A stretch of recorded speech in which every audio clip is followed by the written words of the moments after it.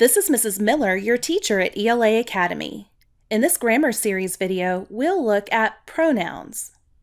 A pronoun is a word that takes the place of a noun. For example, instead of Harry, we might say he. Instead of Hermione, we might say she. Hogwarts is it. Gryffindors is they, and so on. There's another word you'll need to know, and that's antecedent. The antecedent is the noun to which the pronoun is referring. So in our first example, the pronoun is he, and its antecedent is Harry. Now, you might wonder why we need to have words to replace nouns. Let's look at a short paragraph. Harry pulled out Harry's wand for inspection. The wand looked dirty, so Harry furtively cleaned the wand. What's wrong with that? There aren't any mistakes, are there? But it is extremely repetitive. We don't like to say Harry, Harry, Harry, wand, wand, wand, Harry's wand over and over. Instead, we use pronouns to streamline things a bit. Harry pulled out his wand for inspection. It looked dirty, so he furtively cleaned it. That sounds much better, doesn't it? We used each antecedent once so that it was clear what he and it are, but after that, we just used the pronouns. Incidentally, if you're a creative writer, it might be interesting to write about a group of people whose language has no pronouns. There are several types of pronouns. We won't spend a lot of time on these, but it is helpful to see the different kinds just so that you can recognize them as pronouns. If you want to know more, you can find more information in my blog post. Just click the link in the video description below. Since nouns and pronouns serve the same purpose in a sentence, I've color-coded them the same, blue. The first type of pronoun is the personal pronoun. These stand for people, persons. So we have the first person pronouns, I, me, we, and us, and the second person, you. Then third person pronouns, he, him, she, her, and it. Then the third person plural pronouns, they and them. Possessive pronouns are closely related. They're the personal pronouns, but they show possession. My, mine, your, yours, his, her, its, our, ours, their, and theirs. Now, notice that I didn't color code them blue. They're green because possessive pronouns actually behave like adjectives in a sentence instead of like nouns. We'll talk about that more in the adjectives video, but I wanted to point them out here because they are a type of pronoun. The next type is the reflexive pronoun. Myself, yourself, ourselves, themselves. Then we have indefinite pronouns.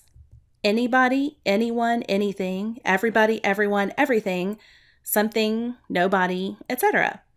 We call these indefinite because we don't necessarily know exactly who these pronouns refer to. The antecedent is not definite. Finally, we have relative pronouns. Which, that, who, whom, whose, whoever, whomever, and then sometimes what, when, and where. This is another category of pronouns that don't actually behave like nouns. Or do they? Technically, they act like conjunctions, so I've color-coded them yellow. But do you see how I've underlined some of them in blue? That's because sometimes they act like a conjunction and like a noun at the same time. That'll make more sense when you watch the conjunctions video. Okay, time to practice finding some pronouns. Let's take a look at some literature. Our first selection is one you saw in the nouns video from President John F. Kennedy's inaugural address. Let every nation know, whether it wishes us well or ill, that we shall pay any price, bear any burden, meet any hardship, support any friend, oppose any foe, to assure the survival and the success of liberty.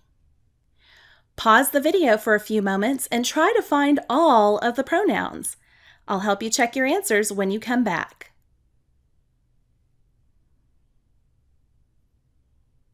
Okay, let's see how well you did. Notice that I did not highlight every or any, even though they look like indefinite pronouns.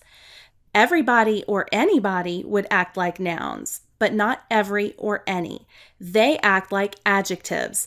They tell us which nation or which price. So we have the following pronouns: it, us, and we. Okay, let's try one more. This is from a speech by General Douglas MacArthur. Duty, honor, country. Those three hallowed words reverently dictate what you ought to be, what you can be, what you will be. They are your rallying points to build courage when courage seems to fail, to regain faith when there seems to be little cause for faith, to create hope when hope becomes forlorn. Now pause the video and see how many pronouns you can identify. All right, let's see how well you did. You, they, and their. Notice that I've also identified some relative pronouns. They're gray. Normally they'd be yellow, but yellow doesn't show up on white. So they're gray because they act like conjunctions, but they're underlined in blue because they also act like nouns. What you ought to be. What does that pronoun stand for? You ought to be what? You ought to be soldiers, or you ought to be patriots. Since the word what stands for soldiers or patriots, then it's acting like a noun. That's it for pronouns.